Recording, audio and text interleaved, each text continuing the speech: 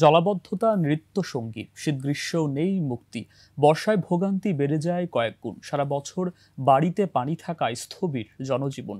আবেদনেও মেলেনি প্রতিকার। বলছিলাম জামালপুর পৌর এলাকার হাটচন্দ্রা পলাশতলা এলাকার কথা। জলাবদ্ধতার মধ্যেই বসবাস এ এলাকার 200 পরিবারের। জামালপুর প্রতিনিধি রাজু আহমেদ ফুয়াদের তথ্যচিত্রে desk report. Colour expert, germ zap এবং মাইল্ড অন হ্যান্ডস টেকনোলজি সমৃদ্ধ অরিক্স ক্রিস্টাল ওয়াশ আপনার লন্ড্রি এক্সপার্ট। সড়ক পানির নিচে, প্রায় প্রতিটি বাড়িঘরেই পানি। এই চিত্র জামালপুর পৌরসভার 10 নং ওয়ার্ডের হাটচন্দ্রা পলাশতলা এলাকার।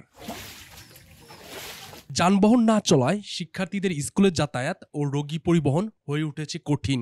স্থবির হয়ে পড়েছে জনজীবন। আজকে 4-5 বছর যাবত যে অবস্থা দেখতেছি, পানি মনে করেন যে কোনো দিক দিয়ে কোনোভাবে পানি কমে না, পানি আটকে থাকে। আমার মেয়ে মনে করেন গর্ভবতী, ডাক্তারের কাছে নিয়ে যাবো, পানির জন্য নিয়েও যাইতে পারতেছি না, কোনো কিছু করতেও পারতেছি না। একটা লোক মারা গেলেও এখানে যে জানাজা করবো সেই পরিস্থিতিও নাই। বৃষ্টি হলে পানি আটকে থাকে।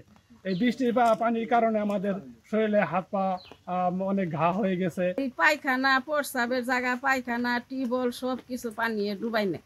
চারধারে জলবদ্ধতায় পানিবাহিত রোগে আক্রান্ত অনেক। দুর্ভোগের কথা স্বীকার করলেন পৌর কর্তৃপক্ষ। কিভাবে এই পানিবন্দী মানুষকে এই দুরবস্থা থেকে মুক্তি দেওয়া যায় সে ব্যাপারে প্রয়োজনীয় উদ্যোগ এই জামালপুর পৌরসভা নিতে যাচ্ছে। এই দুর্ভোগ থেকে মুক্তির জন্য প্রয়োজন উন্নত একটি ড্রেনেজ ব্যবস্থা বলে দাবি করছেন এলাকাবাসী।